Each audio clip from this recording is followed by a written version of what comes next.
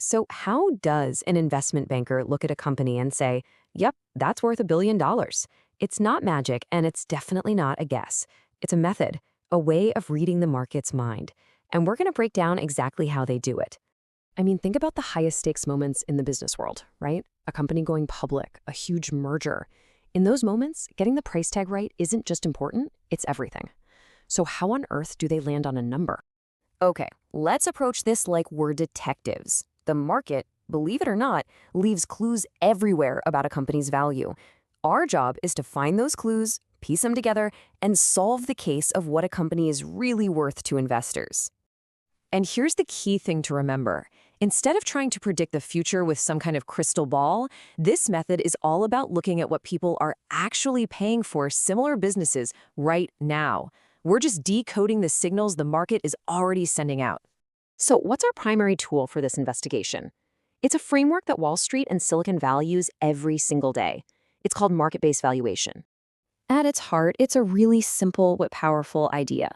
You figure out what something's worth by looking at what similar things are selling for. It's so common because it's anchored in reality. It reflects what thousands of actual investors are thinking and, more importantly, what they're paying. Now, this is totally different from another method you might have heard of called discounted cash flow, or DCF. See, DCF tries to look inside a company and calculate its intrinsic value based on the cash it's going to make in the future. Market-based valuation, on the other hand, is all about relative value. It answers a different question. What does the market think this is worth compared to everything else out there? All right, so as valuation detectives, we've got two main ways to gather evidence. Think of them as two different paths we can go down to build our case and find the truth. Our first method is called comparable company analysis. And honestly, the best way to get this is to think about pricing a house. What's the very first thing you do? You look at what similar houses on your street sold for, right? We're going to do that exact same thing, just for companies. So here's the playbook. First, you find a peer group, a bunch of similar public companies. Then you pick the right yardstick to measure them by. We call these valuation multiples. Next, you collect all the data and find the median, the typical multiple for that group. And finally, you take that median multiple and apply it to the company you're trying to value. Now, these multiples might sound like fancy finance jargon, but they're really just simple ratios. The famous PE ratio, great for a big, stable company that makes a profit. But what about a hot new tech startup that's losing money? Well, for that, you'd probably use a price-to-sales ratio instead. It's all about picking the right tool for the specific job. Okay, theory's great, but let's get our hands dirty. Let's say we're investigating a target company, and its EBITDA, which is basically a way to measure its operating profit, is 50 crore, or 500 million rupees. So we do our homework. We look at all its publicly traded competitors and find that the typical or median EV to EBITDA multiple for that group is 8x. The math from here is pretty simple. We just take our company's EBITDA and multiply it by that 8. And boom, there we have it. Based on what the market's paying for similar companies, our target company has an estimated enterprise value of 400 crore. That's a huge clue. But a good detective never relies on just one piece of evidence, right? So let's use our second method. Our second method is precedent transaction analysis. Now, if our first method was like checking out houses currently for sale, this is like digging through the closed case files of houses that were actually bought. We're looking at recent M&A deals to see the price that was actually paid to buy a whole company. The process is going to feel familiar, but the data is different.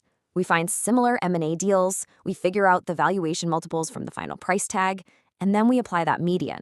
A key difference here is something called a control premium. That's the extra bit a buyer pays to get total control, which is why these multiples can sometimes be a little higher. All right, let's run the numbers on our same target company. This time, let's look at its revenue, which is 100 crore.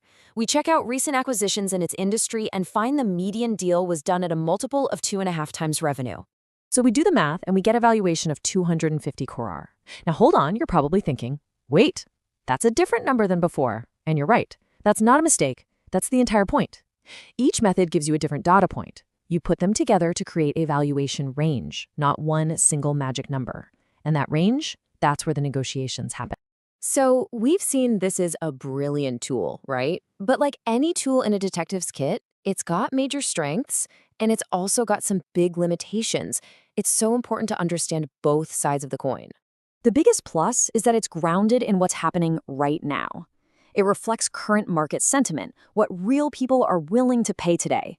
It's transparent, investors get it, and it's way more practical than some massive, complicated financial model. It's absolutely essential for an IPO or a big merger. But, and you knew a but was coming, the market isn't always rational, is it? It gets swept up in bubbles or becomes way too pessimistic, and that messes with valuations. Plus, finding a truly similar company can be almost impossible, especially if you're looking at a one-of-a-kind business. At the end of the day, the tool is only as good as the data you put into it. So when you boil it all down, this is the main takeaway. Market-based valuation isn't about finding some kind of absolute cosmic truth. It's about getting a practical, real-world snapshot of how investors, as a group, are valuing businesses today. And that leaves us with this final, really fascinating question. This whole process tells us the current price. But is the current price always the right price? Well, that is the billion-dollar question that every great investor spends their entire life trying